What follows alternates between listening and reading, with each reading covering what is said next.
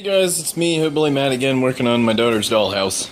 Alright, so I started thinking I should do some lists here for my videos, that way I don't forget some things. Sometimes I forget some things and it's not worth making another video, or you know, I lose track of the idea, and it's pretty important to convey them sometimes. So, since I've been working on this, what I've done so far, I started putting on the little porch area on the second story and the roof for that. Just so that I could space it out before I put on the shingles. I wanted to put this up and then shingle around it. I feel like it's going to be much easier. I didn't have to put the floors on here, but I did definitely need the braces. Maybe I did need to put the floors on because it does go flush up against the wall. And when you're putting your shingles up, you know, you have to account for that space. So I'm going to be working around those. I did make some more shingles. That took a long time. I cut up the rest of the wood that I had to make a whole stack of them just to get it out of the way, like we were talking in the other video about process improvement. If I do it all at once, you know, sand it all at once. If I cut it all at once, sand it all at once, then it's all going to be ready to go. I just have to cut it to fit the specific sizes, the specific sides.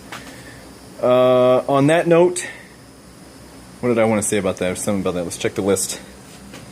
Alright, okay, lining up the shingles, one thing I wanted to talk about. You want to make sure when you're doing it, so it doesn't look all cattywampus, that you know, you're lining up your ends pretty well. We're going to cover this up. It looks kind of crappy, I know.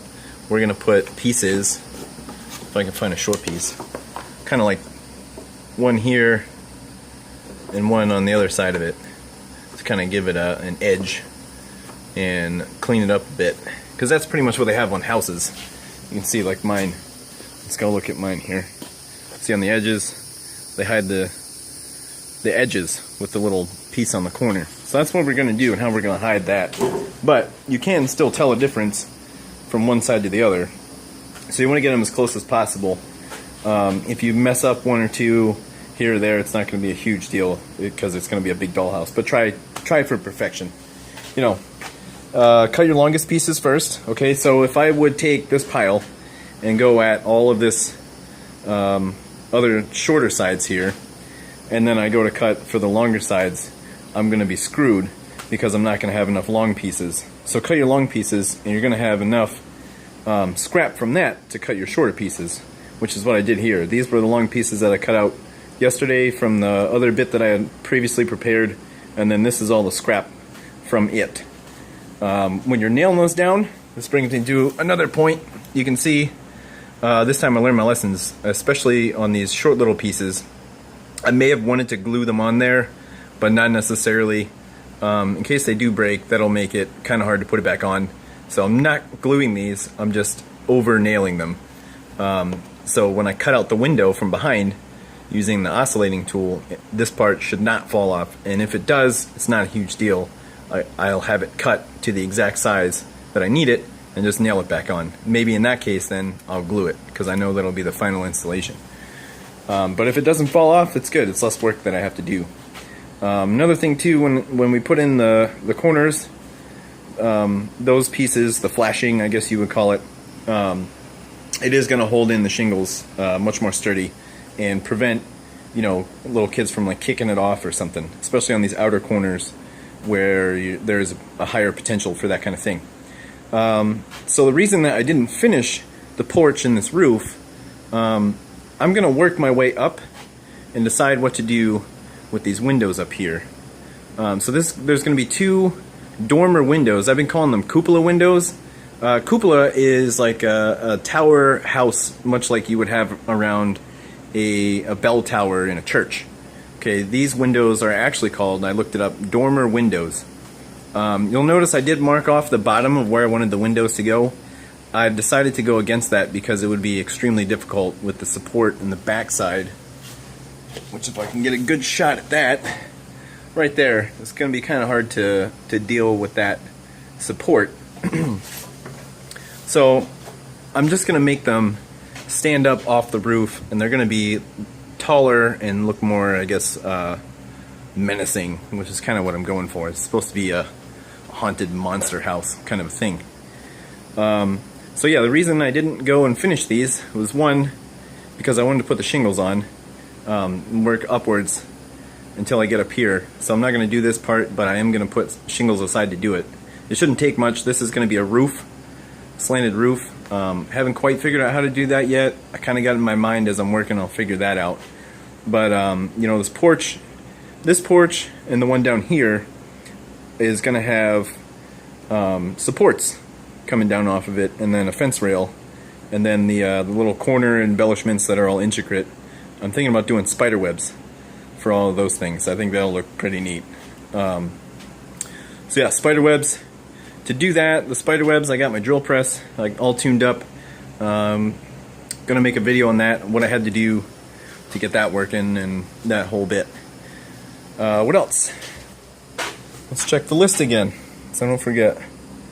Alright, cut long pieces first. Oh, fire! Yeah, I had a bit of a fire. When I was cutting these shingles, it produces a lot of sawdust. So I built this table for my table saw with a vacuum suction in the bottom that I can hook to my shop vac, so that ideally it'll suck all the dust away instead of having a huge pile. I didn't like the stand that it came with. It was all rickety, the fasteners kept coming loose. I just didn't like it, so I decided to build my own custom sturdy one that I could do all kinds of things like hang this brush and these little screw holders, stuff like that. Put a shop vac attachment in there. Where I failed was, even though I have the shop vac attachment in there, I found out I had a big pile collecting over here where it like recirculated, it just set out. So as I was cutting all those shingles with this blade, 180 tooth blade, finer cuts, it was more so burning the wood. And I was cutting the thicker plywood pieces there for these rails, these support rails that I nail into. And it created enough hot material and coals, I guess, and that hit that pile and it started smoldering. So I came back 5 minutes after using it and it was smoking like crazy. So that brings me to another point. Always have your fire extinguisher ready. That's Dina. Always have your fire extinguisher ready to go in your shop or garage. You wouldn't think using a table saw would start a fire, but I almost had an issue. So yeah, so I shot some of that in there until I scrambled to get the tools to pull it off. How I'm gonna fix this? I'm gonna make kind of like a door frame that with hinges on it, so that I can lift the table saw up and periodically clean out the dust that's in there. And I might upgrade my dust collection system. So there's fire safety. Talked about dormer windows and not cupola windows. Oh, another thing for sanding these, I had been using my my DeWalt sander, but I had found out and was suggested by the woman that I should try to use my bench grinder instead. So that worked out fairly well. At least it was easier than holding up the heavy power sander. Thanks, girlfriend. Thanks, girlfriend.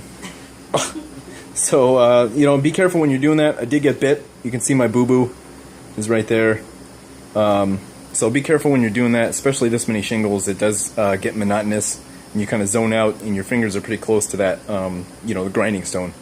I did get bit, but it was much quicker, I think. I didn't time it. I should time it, maybe, if I do more of these. But it was definitely easier, much easier. You just put your finger, you know, there and slide it down the grindstone. We're talking about nailing short sidings, fire, cut longest piece first. I think that's everything. That's everything for this video. Sorry I didn't do this bit for a video, but you know, I kind of wanted to work and learn a bit before I taught you guys a little bit more.